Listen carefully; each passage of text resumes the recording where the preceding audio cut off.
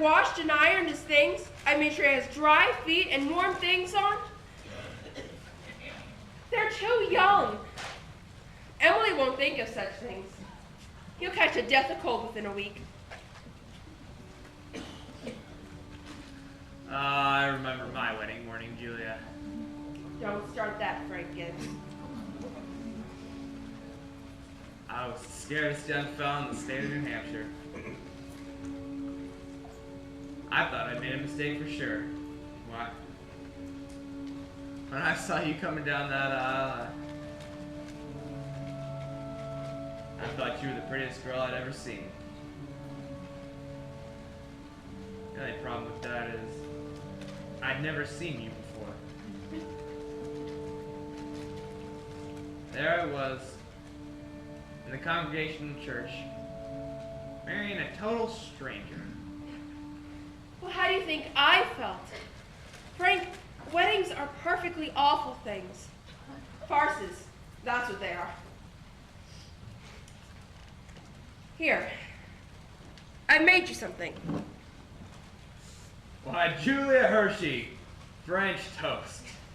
Well, it ain't hard to make, and I had to do something.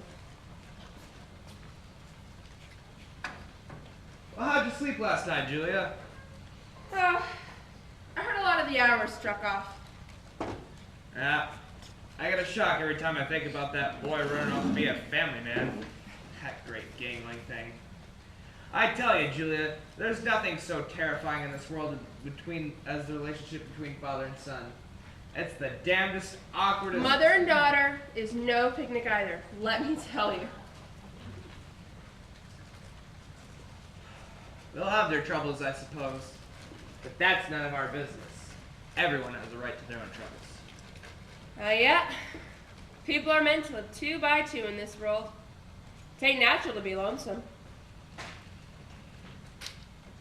Say, you know what I was afraid of whenever I married you, Julia? Oh, go along with you. I was afraid we wouldn't have material for conversation last us more than a few weeks. Why, here we are after 20 years of marriage without any noticeable bearing spells. Well, good weather, bad weather. Tain't very choice, but I managed to find something to say.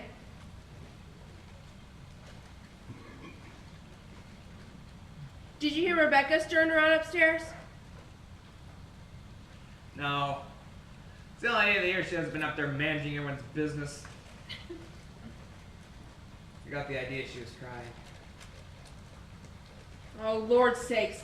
This has got to stop. Rebecca! Rebecca, come get your breakfast. Good morning, everybody. Well, good morning. Only 4 more hours to live.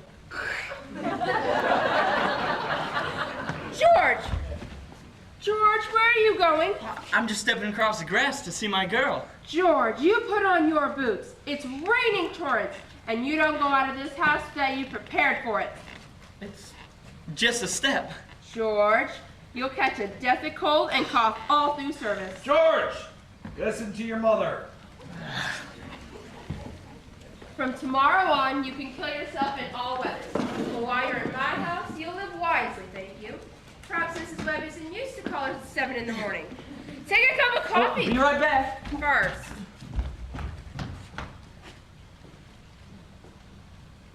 Morning, Mother Webb. Good morning, George. Goodness, you frightened me. Now, George, I hate to say it. You can stand in here a minute out of the rain if you'd like. But really, George, you understand, I can't ask you in. Well, why not? You know as well as I do, the groom can't see his bride on the wedding day. Not until he sees her in the church. That's just superstition. Morning, Mr. Webb. Morning, George. You don't believe in a superstition like that, do you?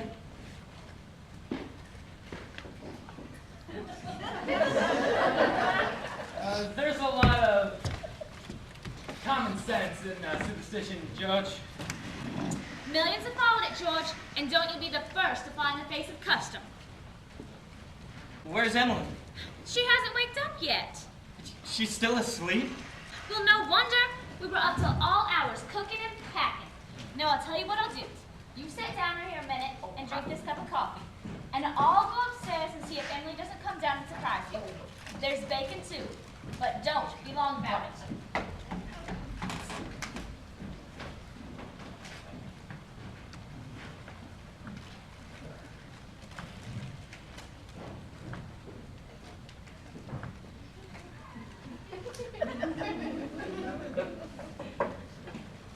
Well, George, how are you? No. Well, I'm fine. But, Mr. Webb, what kind of common sense is there in a superstition like that? Well, George, you see, on our wedding day, a girl's head's full of,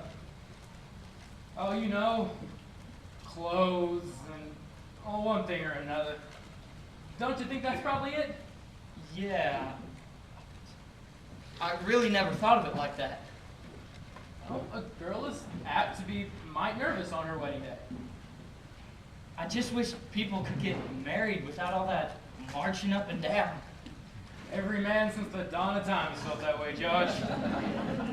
Hasn't been any use, though. It's the women folk who built up weddings, my boy. And for a while now, they've had it to their own. Man looks pretty small at a wedding, George. All those good women sitting there, shoulder to shoulder, making sure the knot gets tied in a mighty public way. Well, you believe in it, don't you, Mr. Webb? Yes. Oh, yes, George. Yes, don't misunderstand, George. Marriage is a wonderful thing. A wonderful thing. Don't forget that. No, sir, I won't. How old were you when you got married, Mr. Webb? Oh, well, I'd been to college. I'd taken time to get settled, but Mrs. Webb, well, she wasn't much older than Emily is now. Age hasn't got that much to do with it, George. Not as much as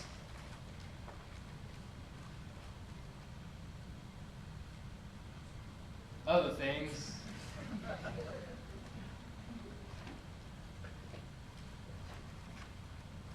What were you going to say, Mr. Webb? I don't know. Oh, was I gonna say something? George, I was just remembering what my father said to me on my wedding day. He said, Charles, he said, start right off showing her who's boss. Give her an order even if it doesn't make any sense, just so she learns to obey. Yes, and then he said, if anything about her irritates you, her conversation or anything, get right up and walk out of the house. That'll teach her. Yes, and then never tell your wife how much money you have. Never. Well, I don't So, I took the opposite of his advice, and I've been happy ever since.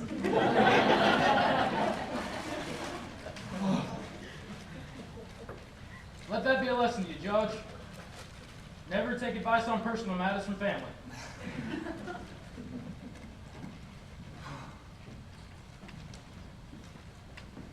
George, are you gonna raise chickens on your farm? What? Are you gonna raise chickens on your farm? Well, Uncle Luke didn't go in much for chickens, but I've been figuring on reading up. George, a book came into my office the other day on the philo system of raising chickens. I'm thinking about beginning in a small way myself. I'm gonna put an incubator in the cellar. Charles Webb, are you talking about that incubator again? I thought you two would be talking about things worthwhile. Well, Myrtle, if you'd like to give the boys some good advice, you can sit down and I'll go upstairs. Now, George, Emily has got to come down and eat our breakfast. She sends you a love, but she doesn't want to lay her eyes on you. Goodbye. Bye.